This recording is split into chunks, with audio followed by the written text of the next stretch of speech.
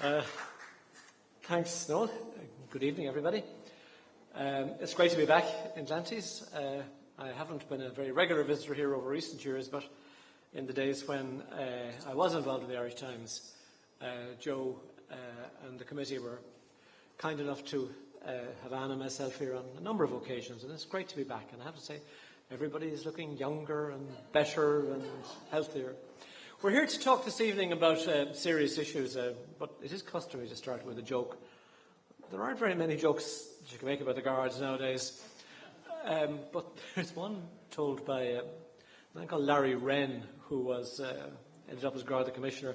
Larry was Chief Superintendent here in Donegal for a long time, but Larry used to tell with some relish the story of as a young guard in Cork. Part of his job was to visit the schools. So we went into this school in this particularly tough part of Cork, and the teacher said to him, the kids here, they're great at English, they really love to do composition, so why don't you get them to do a competition, Larry says, on the Guards? And I'm going to come around here next Tuesday or Wednesday and have a little box of sweets, he said, for the best essay. So he came around the following Tuesday and all the kids had their essays done on the Guards. And the essays some of them were long and some of them were short, and the shortest one just simply said, "The Guards is all bastards." So this was a challenge to Larry's psychology. So Larry said, "I'm going to award the box of sweets to the fellow who wrote that." So he handed him the box of sweets, and he says, "No," he says, "what do you say?" And the man turns around and he says, "The Guards is cunning bastards."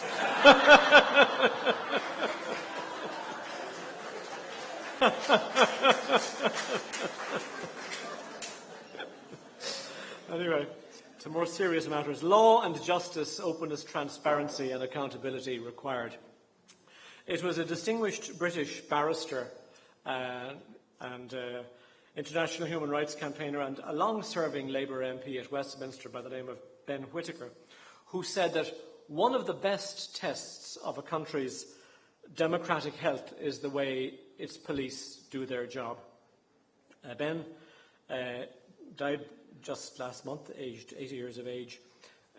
I realised as I read his obituary that he had actually come to Dublin 35 years ago and at a public meeting urged the establishment of an independent police authority for the Garda Síochána.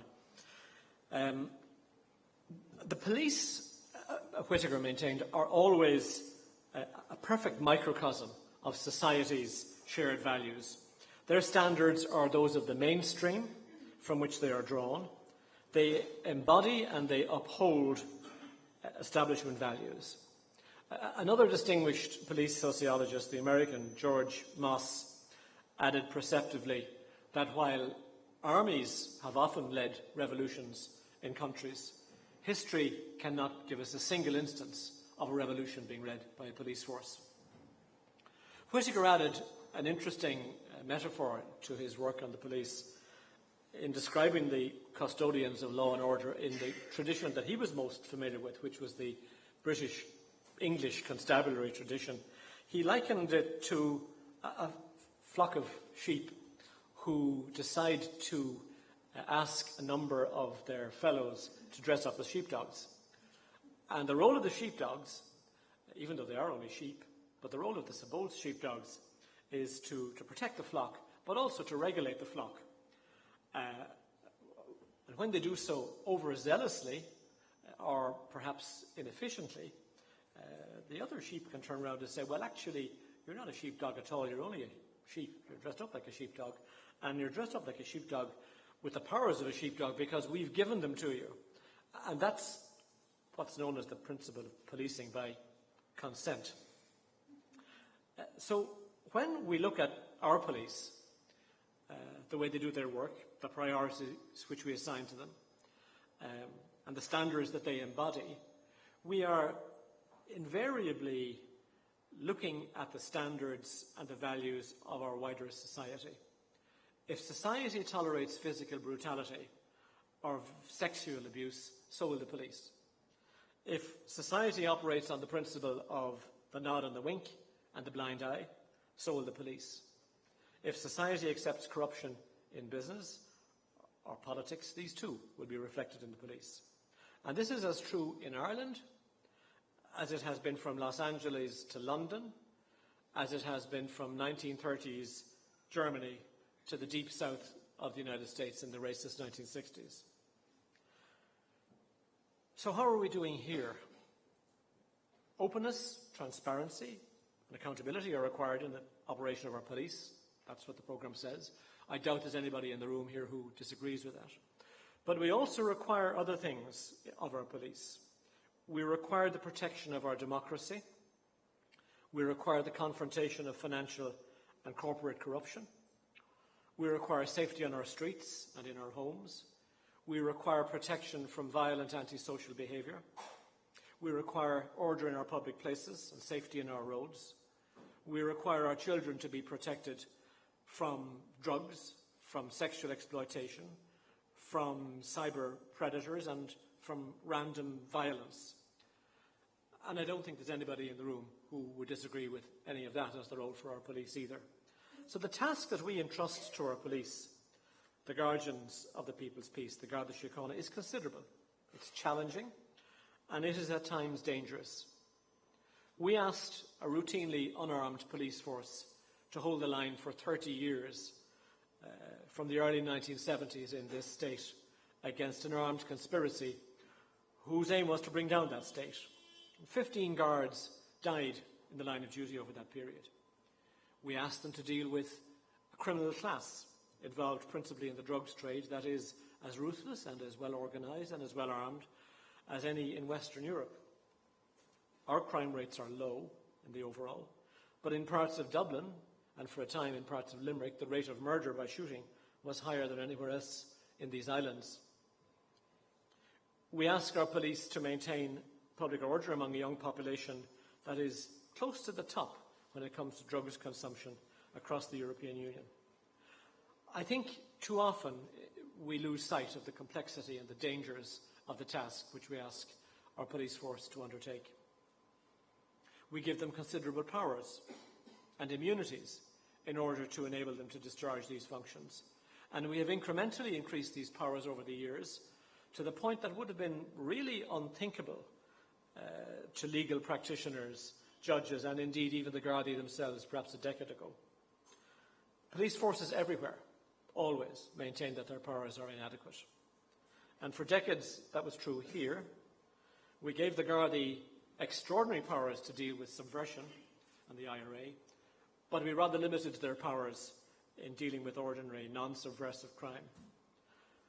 All that, however, has changed, and I don't think it is widely apprehended that in a series of criminal justice acts passed by the Oireachtas between 2006 and 2009, we actually gave the Gardaí virtually all of the powers in relation to ordinary crime that they have had down the decades for dealing with subversive crime. Between three criminal justice acts, 2006, 7 and 9, the full range of powers that had been fashioned by the state to deal with subversion were given to the guards to be used against ordinary crime. Membership of or helping to direct a criminal gang became an offence, for example. Jury trials with all of their vulnerabilities were a thing of the past, as we saw with the conviction of Wayne Dundon during the week. The ordinary criminals could now be dealt with by the Special Criminal Court in the manner of the IRA and other subversives of previous decades. Under the Surveillance Acts, the Guards, the Defence Forces and the Revenue were given the authority to bug houses, break into houses and premises, vehicles, and to engage in electronic monitoring and to gather evidence that way which can then be produced in court. In parallel with this development of police powers, and it has been very considerable, we have built in some safeguards as we began to accept that for all the good work that was done by the Garda Síochána, there has also been abuses. I don't think it has actually worked all that well. Crises in the Gardaí have been cyclical, arising each decade. The heavy gang and the fingerprint scandals in the 1970s, illegal phone tapping in the 80s, the Kerry babies in the 80s, Donegal in the 90s, Kieran Boylan in the 2000s, and now phone tapping whistleblower allegations, penalty points abuses and so on. Successive governments, I would suggest, have applied remedies on an ad hoc basis, usually after some form of inquiry. We had the Barrow O'Brien inquiry, for example. Then we had the regulation for the treatment of persons in custody, the Garda Complaints Board, and then in Michael's 2005 Act, the Garda Síochána Ombudsman Commission and the Garda Inspectorate. I would suggest that probably what we have done along the way, although well-intentioned, has been too little and too late. The core issue, I would suggest, has been the unwillingness on the part of the political establishment and the administrative establishment, and particularly the Department of Justice, to cede any control over the state's police apparatus. It's as if they've wanted to have a veneer of public accountability while retaining the essence of political control. The great sociologist of early policing was a man called Charles Reith. And he has identified two distinct models of policing in the Western world. He called them the police of the prince and the police of the people. And they can perhaps be described as the constabulary model and the gendarmerie model. The constabulary is generally locally controlled, routinely unarmed, and lives among the community. The gendarmerie is controlled by central government, frequently armed, frequently lives in barracks or other official quarters. The Garda Síochána we established in 1922 here was a hybrid. It was to have the strengths of the gendarmerie, the RIC, upon which it was modelled, while at the same time it was going to have the more civilising outward appearances, if you like, of the English constabulary, blue uniforms, unarmed, a rank system borrowed from rural England. And we ended up, as I say, with a hybrid. The Garda Síochána was brought into existence to discharge two functions: to be a civil police and at the same time to be the state's frontline security service. That is rare. There is only one other country in Western Europe, and that is Norway, which has the same model. There is a separation between the security service and the policing service. So the Commissioner of the Garda Síochána is not just the head of the civil police force. He or she is also the head of national security. Your local superintendent or chief is not just your local police manager. He or she is also the state's security representative in the area. In this respect, the Garda Síochána is much closer to being the police of the prince, the police of central government, than being the police of the people. This duality has suited a great many interests down the decades. It suited the politicians who saw the Gardaí as a rich source of patronage in promotion or preferment. It was always easy to deliver favours for constituents when the local sergeant or the district superintendent believed that he would require his TD's support for promotion. It suited the civil servants who controlled a state where there was a wide network of willing and obedient agents. And it suited the Gardaí, who were frequently very happy to see themselves linked into the state's structure of power and privilege. It has not suited the individuals who haven't had insider connections.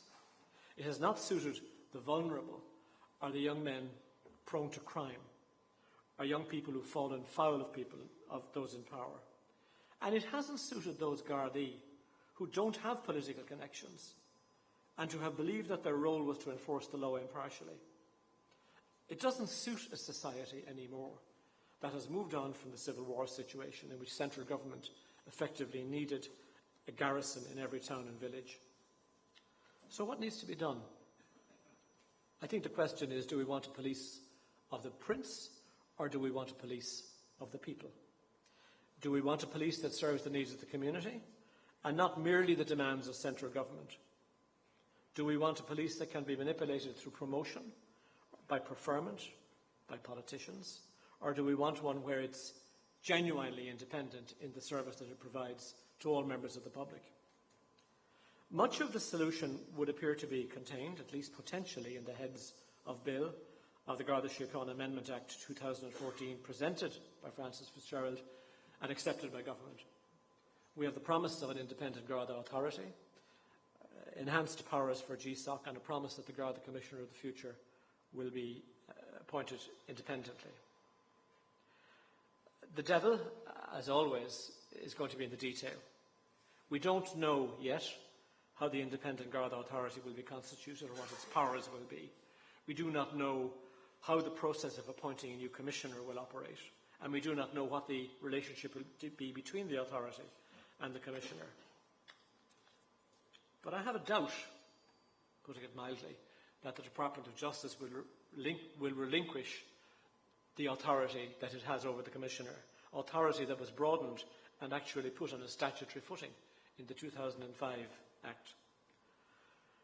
I have a doubt that the remit of the new authority will extend to issues of state security, and the invocation of state security has always been the great escape clause for the covering up of Garda misconduct. If we end up with a Garda authority whose remit is limited to community relations, road traffic regulations and the policing of public events, we will simply perpetuate the cycle of political manipulation and stifling civil service control.